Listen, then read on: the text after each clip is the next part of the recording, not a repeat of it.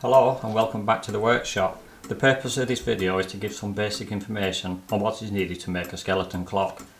So if there's any hobby machinist looking for a new project to make, then making a clock could be a good option. Making a clock can be very rewarding and you'll have something to show for over 100 years. So as long as you've got a small milling machine and a lathe and some basic tools, then it's achievable. There are many construction books that you can purchase and all will give a list of what materials you will need.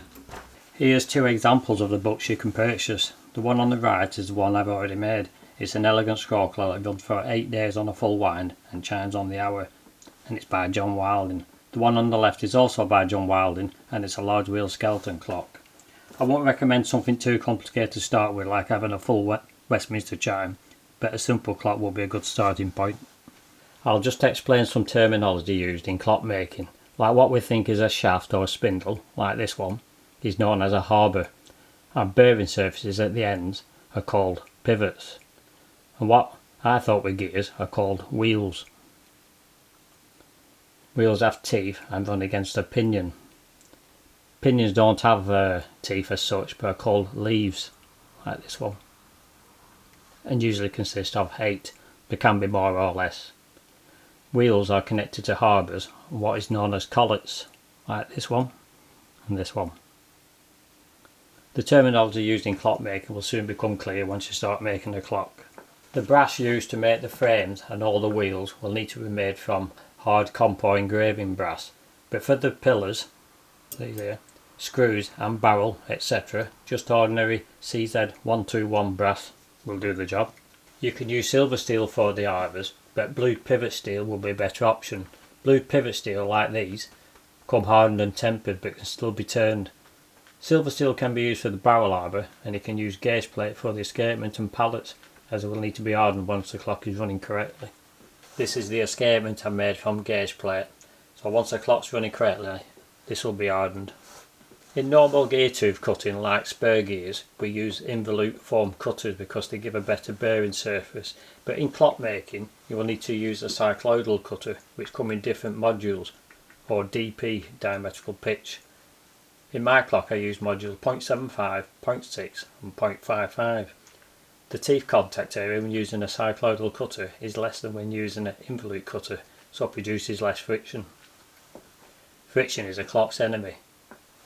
You can make your own cutter for cutting the teeth in the wheels, but I personally won't recommend it. But you can purchase these cutters, like I did on this particular one. You will need to make a cutter holder though. When cutting ratchet teeth, an ordinary 60 degrees cutter will do, just remember to allow 5 degrees undercut. As for the escapement wheel, you can make your own single point cutter like this one using high speed steel. I would recommend supporting the teeth to the outside diameter and then just mill into the aluminium to stop any distortion. There are some tools you're going to need to make, like this depthing tool. The depthing tool is used for depthing the wheels and pinions, like this. Make yourself a set of spacers. Put your wheel on, put your pinion on the other one and then loosen that, then adjust until you get perfect mesh. Once you've got the mesh, lock it, then transfer these over to the frames. If you've already got a pinion hole in it, use this trumpet one to line it up and then scribe a line like that. So that's the depthing tool. Another tool you're going to need is a mainspring winder like this one. Make it reversible and click that over like that. I mean, making one of these is going to be an interesting project in itself. And you also need a 5-sided broach and burnishing tool, but you can buy these. For cutting the teeth in the wheels and the teeth in the ratchet wheel, you're going to need some means of dividing.